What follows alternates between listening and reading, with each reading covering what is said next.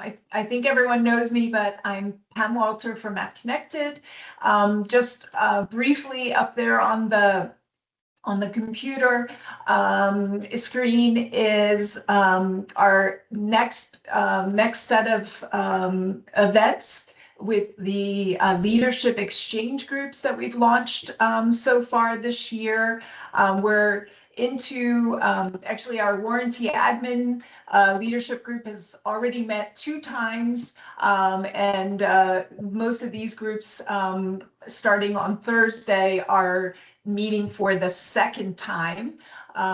These groups are committed to a minimum of 3 virtual meetups around a predefined topic up until the conference, and then October, these groups will have some considerable private time in small benchmarking group coming up. Just wanted to put a plug in for anyone that is not registered yet. We have 5 OEMs that are participating so far in the club study at Mitsubishi Logisnest in Houston.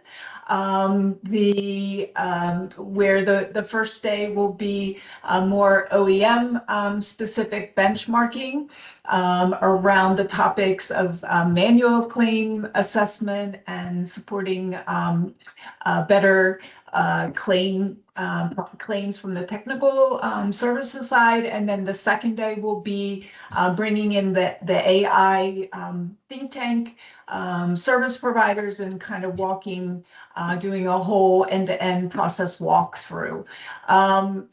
I'm sure you've seen that the warranty management study has been released and is available for most of the people on the call that are senior warranty people. The most, I think the interesting part of the study will be approximately 30, there's actually, I think 34 screenshots of OEM claim entry screens ranging from automotive across the enterprise. There's also some lawns, power sports, and truck involved in that. That's the best, what I think the most senior people would get out of that study.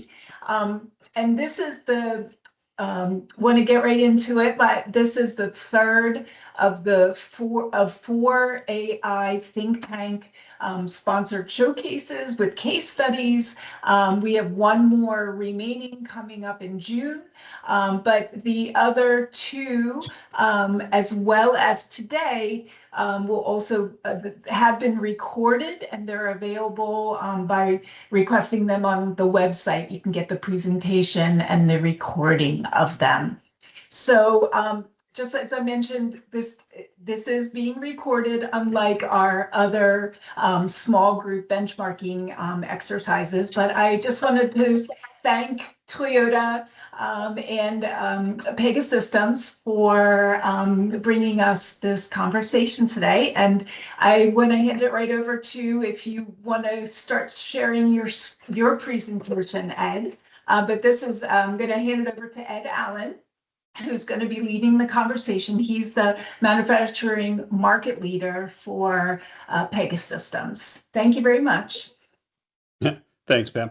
Yeah, thanks. It's really great to see all of the leadership you and Map Connected are providing for the industry. So appreciate the opportunity here, and yeah, looking forward to the agenda today. So a couple of things. One is that for this, and it's great to see that we've got so many ringers on the call here today. And so we'll try to get into as much hardcore detail as possible, but wanted to thank especially Luis and Mike. Thank you both for taking the time out to run through what you're up to and some of the stuff that you're working together with Pega on in this space. I think that just as a quick intro, we're seeing technology evolve at a pace that we've never seen before, right? So certainly with this series that Pam and her team have put together around AI in general, but even more so around process orchestration, around data analytics, around advanced, detailed, big data type analytics as well. And then putting all of that together into something that's useful and drives competitive advantage is definitely a formidable challenge. So on one hand, it's great that we've got all these new capabilities coming out. The second is the speed and pace and the ability to absorb is where that we've never seen challenges like we have previously. And so Luis and Mike, really great to see you on the front end of this and your willingness to share your story today.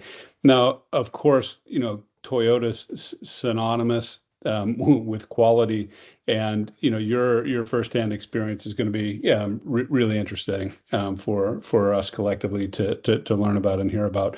And so a couple of things just before we get into, we circulated a handful of key detailed questions to the larger group as a part of the invite, and we'll definitely prioritize getting to those.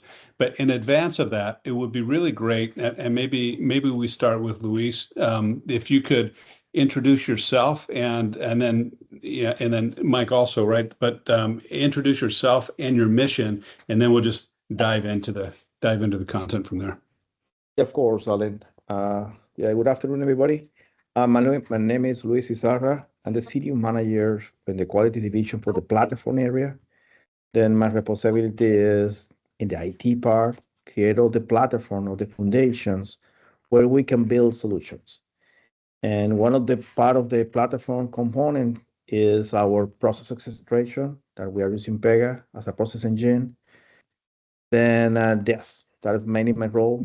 Then I'm preparing the foundation for the Lego pieces in order that we can create applications faster. And at this moment, we are working mainly in what we call it early detection, early resolution. That is part of what we share today. And as a part of the ecosystem, we are in that journey at this moment, more transformation, with the transformation of our EDR, early detection, early resolution. Perfect. Thanks. Mike? Fantastic. Well, first, I want to thank you, Ed, very much for having us. It's always a pleasure, to interact with the amazing team at Pega. I think Luis and I, we both have had the opportunity to join you all in Vegas for Pega World over the last few years. Not sure if able to travel this year, but hopefully somebody from our team will this year in June, I believe. So as Ed and Pam mentioned, my name is Mike Mora. I've been in the IT industry for over 20 years, 9 with Toyota here in Plano, Texas. All this time in the North America Quality Division as an IT senior manager, responsible for warranty, supplier, and product quality systems and products. Excited to be here with you all this afternoon and looking forward to the conversation. Very good. Thanks, Mike. So why don't we just go ahead and get kicked off? I think a couple of things, with that we see as a formidable challenge across the industry is that how do we identify some of the key warning signs, advanced warning signs for warranty or quality concerns? And now thinking about this is that, there's data coming from everywhere, right? Data coming from vehicle telematics from vehicles themselves, from dealers, from manufacturing quality, from supplier quality, all these different from third-party systems that NHTSA or ++, right, where all these different data sources coming for what could be true warning signals.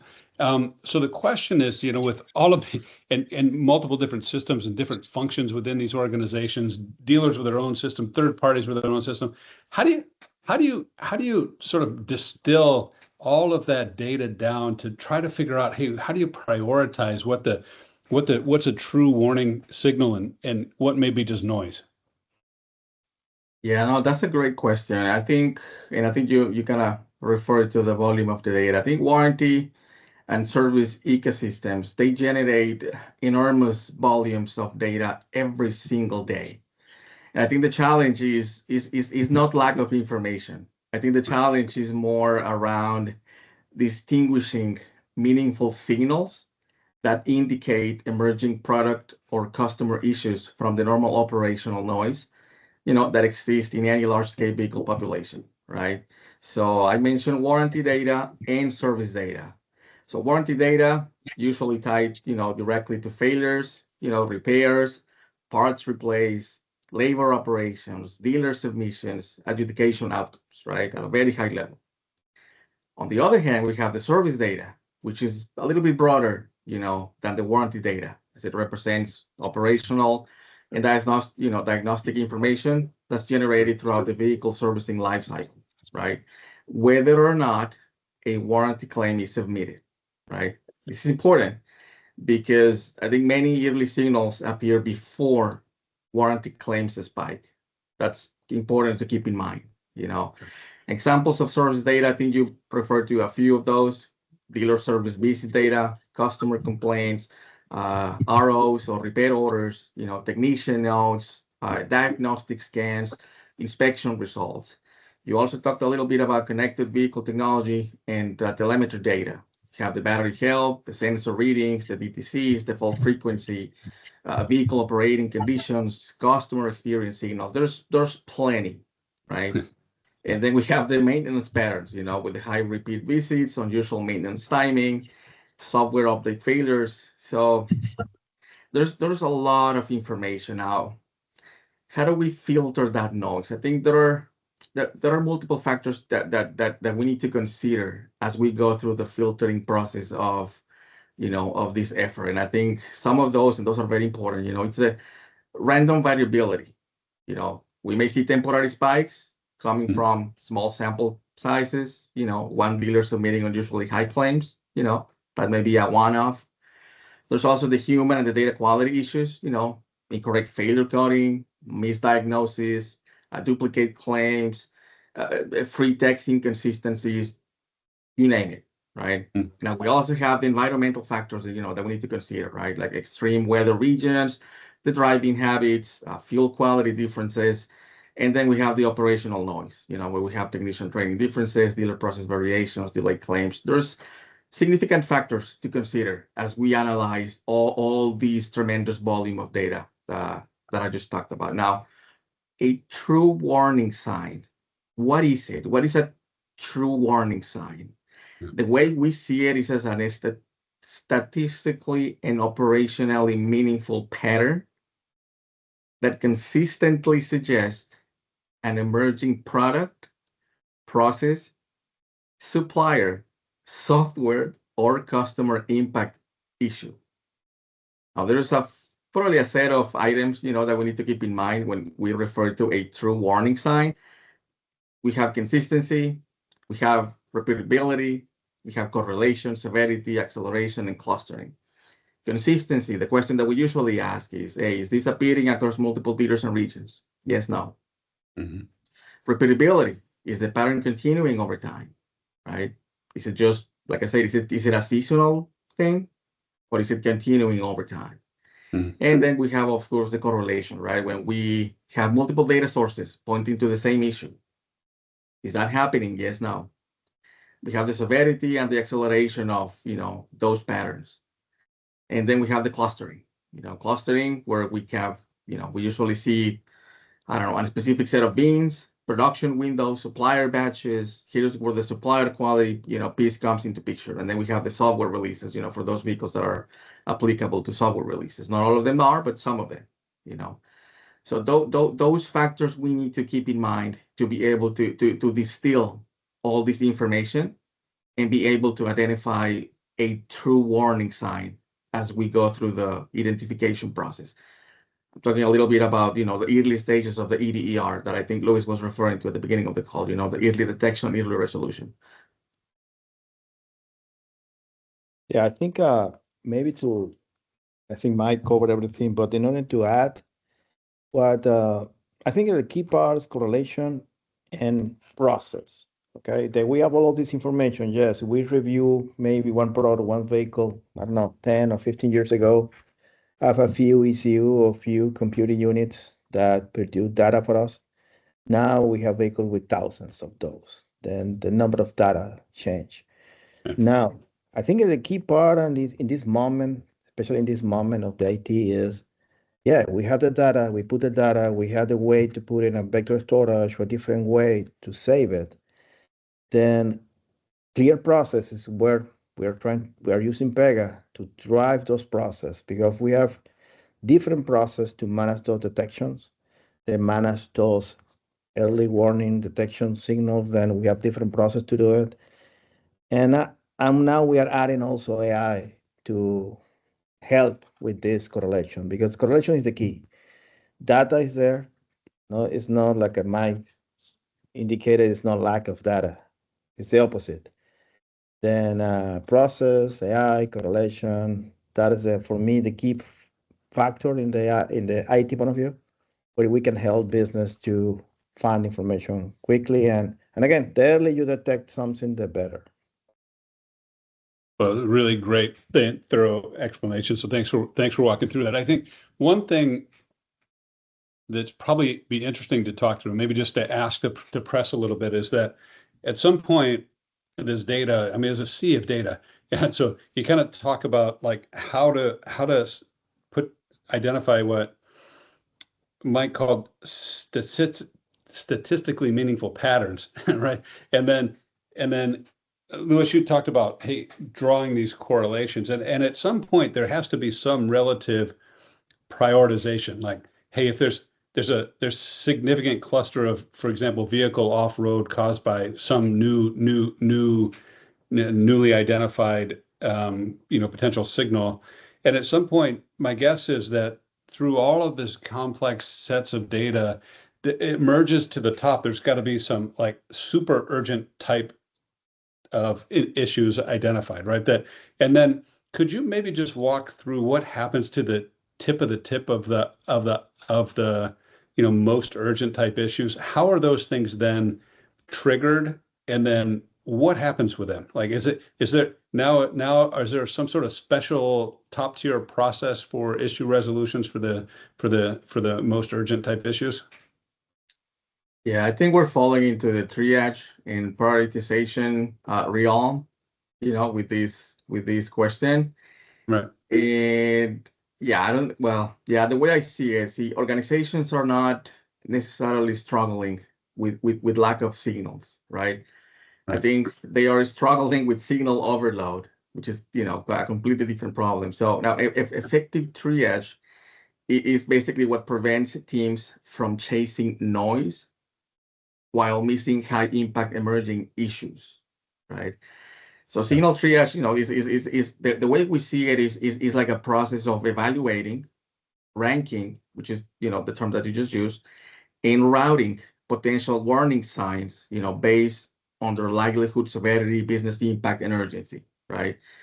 Like I said, I mean, these ecosystems of products and applications or data sources, they generate millions of claims, repair orders, DTC events, DTCs, diagnostic trouble codes, customer complaints, telematic events, but only a small percentage truly represent critical emerging issues. Now, how do organizations usually prioritize these signals?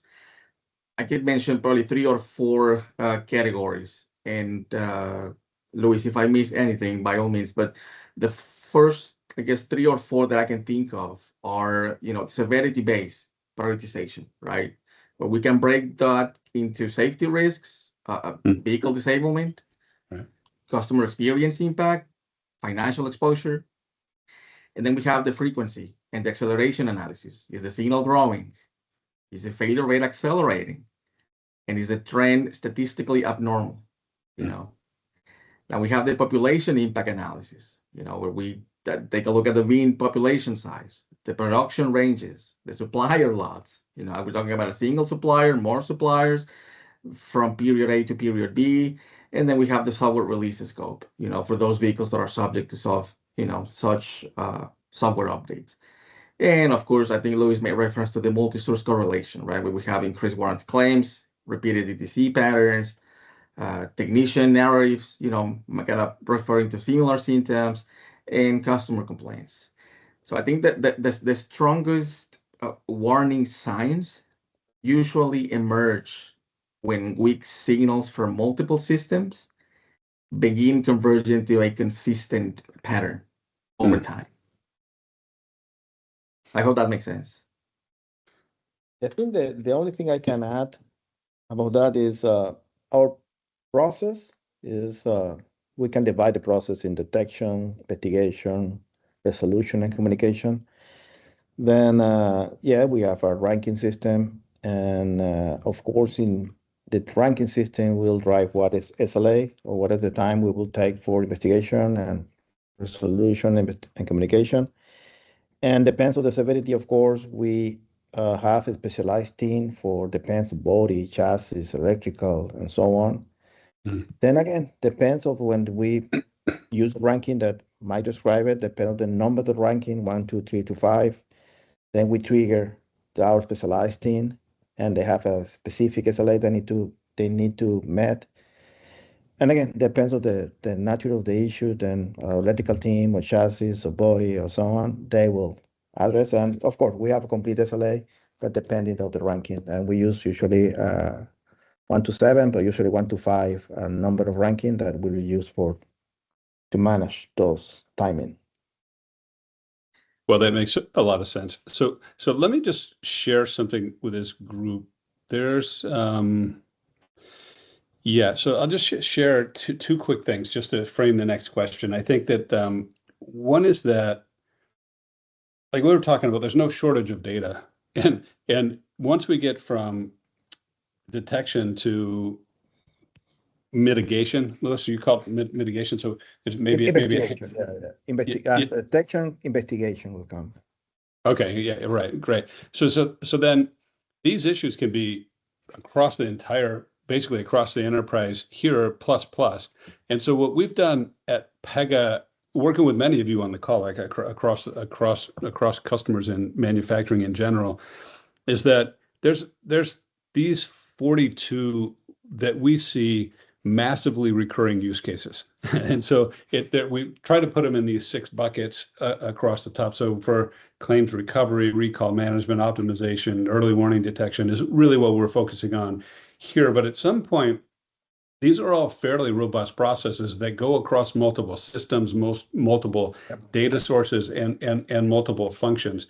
So question here is, I think, how do, at some point, transition would be really great to kind of understand how we go from, hold on, let me stop sharing here. Right. Am I no longer sharing? Is this you, Pam? Oh, Pam has the slides. She's on mute. Okay. All right. So just to open it up, I just kind of wanted to share that. I mean, maybe back to Mike and Louis. I think on this, that how do we do this transition from one to another, right? So going from this early warning detection, and then with this level of complexity, and so let's say you have these prioritized incidents from 1 to 5 or 1 to 7, however you want to, but then at some point the things have to get wheels. And I think at Pega, we feel pretty fortunate that we can not only just collect the data, we can orchestrate process across, we can pull data and then drive that orchestration. Maybe could you just share what the next step is once you hit this early warning detection, and how you're working together with us to try to help to drive resolution? Yeah, I think we can start saying that yes, Pega at this moment is helping us to coordinate, because we're talking about investigation, that we need to investigation could be at the design level, manufacturing level, supplying level. I mean, there are different entities that can be involved in those investigations, depends again of the issue. Then all the orchestration of the different components that need to collaborate in that investigation and that analysis.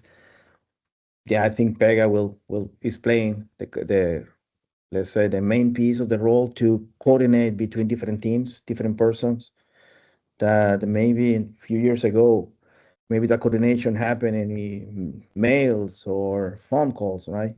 Now the system that we coordinate that, and depends of course of the priority, Then the system will show the pending task or the inbox, will put the priority and manage the KPI directly that people understand Right. where to address, what need to be addressed first. And again, when we're talking about investigation, different entities or pieces need to be involved, different teams, and that coordination we are using Pega to do it. Love it. Mike, anything to add? Yeah, I think on top of what Luis talked about, I think organizations usually rely on automation and human intuition. I think on both, right? So they combine, like for example, in the case of Pega, AI-driven detection, with experience engineering and operational judgment, right? Now, talking about AI usually helps with some of the items that Luis talked about, like anomaly detection, clustering, trend acceleration, or natural language processing on technician comments, identifying hidden correlations. But then we have the human in the loop, right? Where we have contextual interpretation, engineering validation, business prioritization, and operational feasibility. This is something that's more on the human side of the equation, working with Pega, in tandem, right? To kind of identify, what the issue is, if there's any. But yeah, I think that's really good insight. I think one of the things we hear constantly is that, hey, look, that with the advent of AI, we should be getting much more fidelity around signals. We should have sort of much more robust sort of distillation of decision making and data to support that.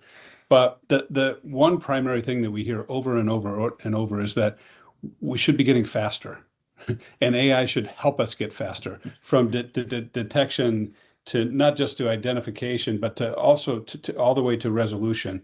Do you feel that that's happening at a much faster pace now at Toyota? The full resolution piece, the full cycle? That's a great question. Let me start, and Luis, feel free to add if but based on what you've seen. But I guess the early warning systems, they create value, only when organizations can translate detection into coordinated action, right? Period. Right. So in many organizations, warranty detects the signal, then quality investigates trends, engineering owns the technical root cause, suppliers own the components, field operations, they manage, the dealer impact, right? So accountability there, it's fragmented. I'm going to use the word fragmented, right? Yeah, right. So the time to action is the elapsed time between the initial signal detection and the implementation of the meaningful containment or corrective action, right? Now, where does AI come into picture to expedite all that end-to-end process? I think I've seen significant improvement, in the cycle time when it comes to filtering data, right? The massive amount of data that it's impossible for a single human being, to analyze and take a look at it. It'll take a significant amount of time, to read the data, to filter the data, to process the data and understand what it means in the context of quality and translate it into actionable items, right? It'll be impossible. I mean, maybe not impossible, but it'll take significant amount of time, right? And Yeah. I don't think that's where organizations want to have their talent, right? I think the way that we see AI being leveraged, not just at the company, but across the board, is in help us create a product in the form of a system. It could be an agentic solution, that takes care of Right. ingesting, analyzing all the data that is coming from all the different sources that that we initially talked about at the beginning of the conversation, and give me actionable data, right? So that me as a human in the loop in the entire equation can add value, right away. That to me is probably step number one on how to reduce the cycle time, between identification and action across the EDER process. Yeah, well put. Yeah, good insight. Louis, anything you want to add? Yeah, maybe also AI is helping and identify different patterns that I was not able to identify before. Let me give you a simple example, right? Sure. Then let's get using AI to analyze what technician is looking for inside the repair manuals. Then we can detect, oh, in some regions of the country, technician is looking for this information, and we saw the pattern that people is looking, or technician is looking for specific information in some region of the country. Then it's a new, for example, it's a new way we never used before to detect patterns. Why they are looking for that information? Why they are looking how to repair something, or how to address any.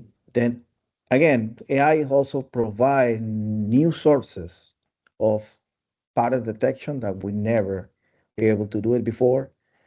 Then again, also as Mike mentioned, how to accelerate the process, but also now have more way to detect patterns, means more detection of signals. That also is important. It's a really great example, and certainly that will help with speed, right? So the broadening the base for input signals and finding stuff even potentially earlier will help drive that resolution a lot faster, hopefully. And speaking of that, one other maybe follow-on question related to this is that we're spending a lot of time. A lot of our customers are asking us, because right now with the industry the way that it is, right, with fuel prices up and so sort of challenging macroeconomics, they're trying to figure out a way to recover costs by any means necessary, like how to reduce costs as quickly as possible. And one of the ways to do it, and it may be not philosophically aligned with the way that Toyota does business, but it'll be interesting to understand from your perspective, is that they're spending a lot of time on supplier recovery. Well, that means that there's some sort of an issue caused by supplier quality issue, but determined maybe out in the field somewhere or at a dealer or somehow. And then that information has to work its way back. It has to be a rich set of information to be able to present to the supplier to say, hey, look, we've had an issue in the field. We've had a warranty claim. It was caused by something that, in your domain area. And then all of that information passed along, signed off along the way, and then presented to the supplier as a recovery request. And that recovery request is interesting. It does provide costs back to recover back to the OEM, but in the macro experience, it doesn't do much for the customer, right? I mean, the customer's still having a bad experience. So the question is, how can that potentially that early warning of that one prevent supplier quality issue in the first place, so you don't have to worry about doing that recovery process. But these processes, just looking at the screen here, is that they have to transcend multiple functions of the organization, and they have to do it very quickly. So this early warning on the front end identification is great. Now there's new sources of being able to identify and ways to cluster it using AI on the front end, as you mentioned, Luis. Now the question becomes, how can this information be distilled back to the point of action to go from issue resolution to issue prevention? Does that make sense? Yeah, I think the biggest delays, when it comes to early warning response, are quite often organizational rather than technical. So historically, warranty, quality, engineering, manufacturing, supplier management, and field operation, they tend to operate a little bit independently, right? Each one of them have different KPIs, different systems, different priorities, different escalation thresholds, right? Now, what organizations usually do differently, to better manage these end-to-end processes, they establish clear ownership models that can help them define who owns what, who owns detection, which is usually warranty, who owns the validation, which is usually, the engineering and the quality engineering teams, who owns containment, quality operations and supplier quality, and who owns the root cause resolution, engineering, manufacturing, or suppliers, which I think is what you're referring to. How do we make that process better so that each one of them, as independently as they work together to prevent issues from reaching the customer in the first place, so that we don't have to react to them in the form of a warranty claim or in the form of something else, down the road. And I know we're kind of falling into the realm of prevention here with this question, but I don't know, Luis, if you want to add anything on top of that before we go to the prevention topic. I think you covered everything, but yeah, the end is how we can connect everybody together. And again, that is in IT point of view, is connection of system, connection of process, and that is a key part. The key part, a connection of data, and again, the sooner we can detect something with the supplier, the better, in order to have less customer impacted. And again, that's why you also have some warning signal that we're detecting on the manufacturing level before the vehicle reach the dealers. Then those, let's say, key point where we quality gate that we're checking the products several times before reaching the dealer is a critical component to avoid customer impact. But again, the earlier you detect something, the better in any, and not just in vehicle, in anything in the life. The earlier you detect something, the better. Then that is the key part here. That's right. Great. And so maybe just pressing on the prevention piece of this, right? So that is there, and I know that you spent a lot of time already in the call, so thanks for going into detail around where some of these signals are coming from, how you sort of coalesce these things and prioritize. Are there anything that you've learned along the way between the two of you that say, hey, look, what are there new sources? I think Louis, you mentioned that, hey, there may be queries coming in from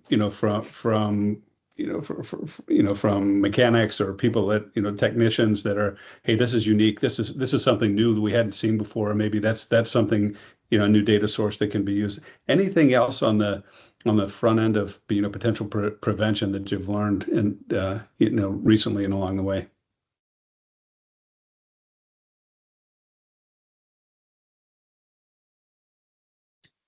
Yeah, I can make reference, Luis, to preventions, if that's okay. So, the way we see prevention, is identifying patterns, right? Before customer impact occurs, so that we can intervene upstream, right? Reduce the failure propagation and prevents reoccurrence. I think this is something that I want to highlight, right? How do we prevent reoccurrence, right? Either by improving our manufacturing process, improving, the communication with the suppliers. So whenever there's an issue, with the supplier, with the parts, we clearly communicate and they confirm, hey, we got this. We know what the root cause of the problem is. Here is the countermeasure to prevent recurrence, right?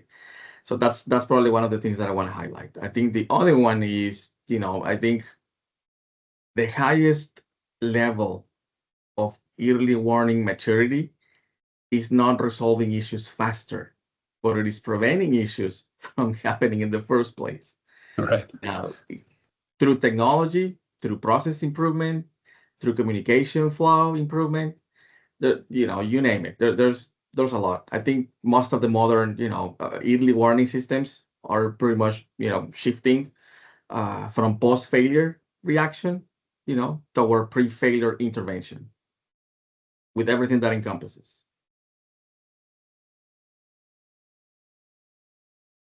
Yeah, nothing to add in that. Okay, well, that's really good insight. Okay, so last formal question, then we'll open up to the group for group discussion. But one of the things we put in the headline for this, and Pam, thanks for publishing this broadly, but is that this practical, and I know we've walked through it for the most part, this signal to action model, this practical, and so was sort of the last question, but also the headline for this meeting. I figured that it maybe just a quick open discussion on that. So what have you learned as you put together this Toyota specific model with all the the tasks you have and all the coordination, the giant sets of data, the multiple different functions you have to communicate with? What have you learned putting together this signal to action model? Yeah, two main learnings, at least from my end. Number one, I think it's the goal is not to create more processes, but to create a clearer, faster, and maybe more coordinated decision flows across the board. That's one learning that I, over the 9 years, that I spent in the quality division. Now, the other one is it's more a realization, that complexity, this complexity that Luis, I'm pretty sure you have seen as well, is rarely caused by lack of systems. I think we do have the systems, but the complexity that we are seeing and that we have seen in the past is usually caused by lack of alignment between these systems that we know we have, the teams that we know we have, and the decisions that need to be made with the data that these systems manage across the board. I think those are the two main learnings that I have, learned over the last few years in the quality division. Yeah, I think team coordination, I will sum it in that way. The coordination between teams is the key part here. How do we connect the dots, the systems, because once you see the whole picture, you are like, wow, now how do I connect those dots? You know what I mean? Yeah, totally. And you're in a really unique position because you probably see this because you own the data. You've got access to the data, own the data, own the front end, and then at some point you present it to the organization. Like, you probably can see how to resolve this, but at some point they've got different functional and different leaders, and they have to kind of try to figure out some of this stuff themselves, right? But it is a really interesting purview that you have, and really great insight. So thanks for sharing with the group here. It's a really interesting time, and really great that you two have volunteered you're right in the center of the hurricane here. So thanks for taking the time to walk us through your practical experiences there. Anything else you two want to add before we open it up for questions? Anything that I missed? Probably just one thing from my end, since we're talking about systems a little bit. Mm-hmm. Probably some sort of a kind of closing remark when it comes to systems. I think, organizations that respond more effectively and efficiently are not necessarily the ones with the most sophisticated systems. I think they are the ones with the clearest path from signal to coordinated action at the end of the day. There's always going to be room for improvement from the systems perspective, and from the data perspective. But as long as there's a clear path, from signal to coordinated action, that's the key right there. There's always going to be room for improvement, room for Kaizen, in this beginning to end process. Yeah. Well, Mike, before we go to Louis, just real quick in this clear path from signal to action, how have you managed that piece of it? That's a great question. I think it's a combination of two things. Number one is identify the end-to-end process, make sure that it's a clear visual representation of the data flow, from beginning to end in a visual format, so that everyone understands and see it, and they can contribute to its improvement, or Kaizen, as we call it in, the organization. Got it. If it's not visible, it's very difficult to improve. Perfect.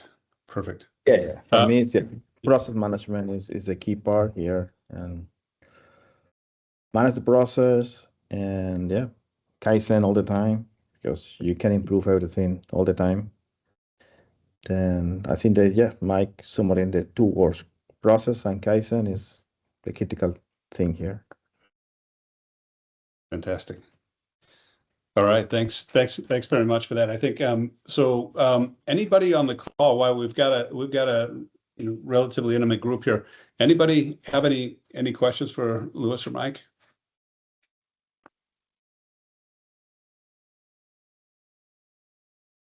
Ed, would you like me to advance the slide? Oh, I thought we weren't sharing. So yeah, no, that's okay. I have Daryl's got his hand up. Do you know how to turn on his microphone? I've got it. Thanks. He has it. Yep. Okay, good. Let it rip. So thanks for sharing the information and what you've experienced. You've mentioned that you have a ranking function basically to help with triage, right? Have you also done any work to validate that ranking function? In other words, go back and run some analyses to say this is what was predicted, and then later on this is what actually came of the outcome, to make sure that the triage model is accurate for your team's needs. How are you taking on that challenge?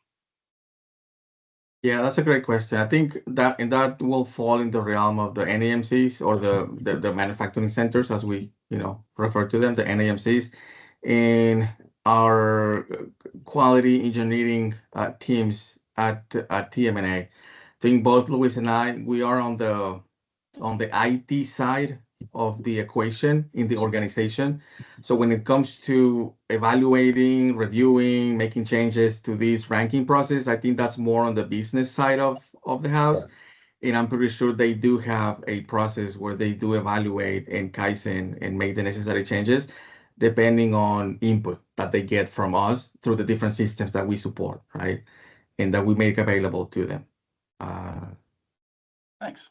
Yeah. If I could follow up and ask one more, Alan, this might be more on your side and your team. You had mentioned the natural language processing. How many languages does the Pega AI recognize? Like, right, just in North America, and even just in the US, we're going to get Spanish claims out of the Southwest. We're going to get French Canadian out of the Northeast, and then we're going to get some version of English depending on the level of the tech everywhere else. Yeah, definitely recognize all of those. I don't know the total. I have to get back to you on it, Daryl. But for all languages, but certainly the most popular ones. Thanks. Sure. Anybody else?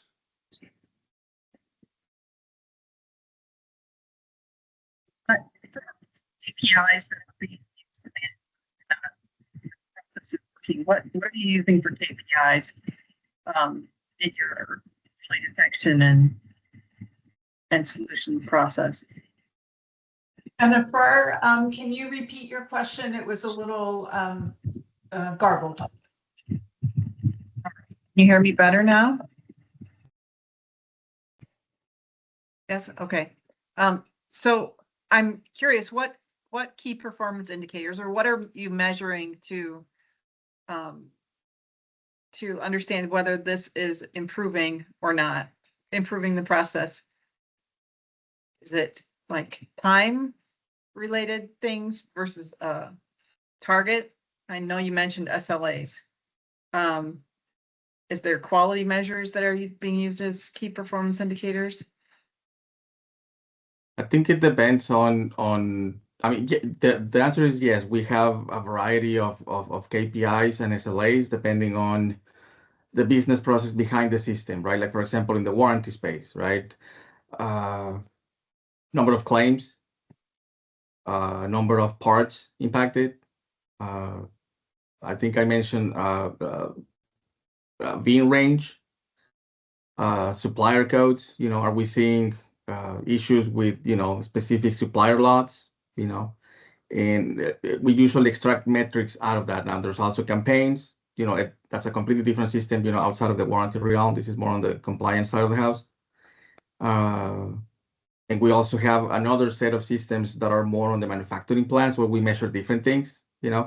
Like how many line calls do we launch when there is an issue in the manufacturing line. That's associated. It may or may not be associated, with a warranty claim or a specific part. It may be just a manufacturing process. I think there's a variety of KPIs and SLAs depending on where the business process, that we want to be focusing on is. I think the answer is yes. I mean, we have plenty on KPIs and plenty on SLAs. And in the process point of view, of course, we have divided the process in different steps, then time in between the steps. Let's say trying to detect bottleneck in the process to improve the process. I mean, this kind of KPI, the operational KPI point of view. I mean, Mike refer mainly to the business point of view, but also we have process-related KPI or SLA, and not into we can understand and trying to improve the process all the time. Are you doing any projections based on like doing reliability projections as part of this and in your ranking, or is it really more just real time between failure and things like that?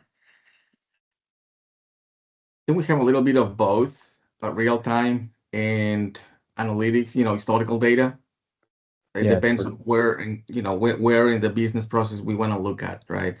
I mean, if we take a look at historical data, it's a completely different analytics, that we do versus real time, right? Yeah, we have It's some machine learn models to predict, try to predict. Then Okay. yeah, prediction is important in this kind of early detection, that we can predict and trying to, again, using machine learn models and AI to predict, okay, this could be a potential issue in the future, or based in the conditions, and yeah, that's also important. pattern recognition. Thank you.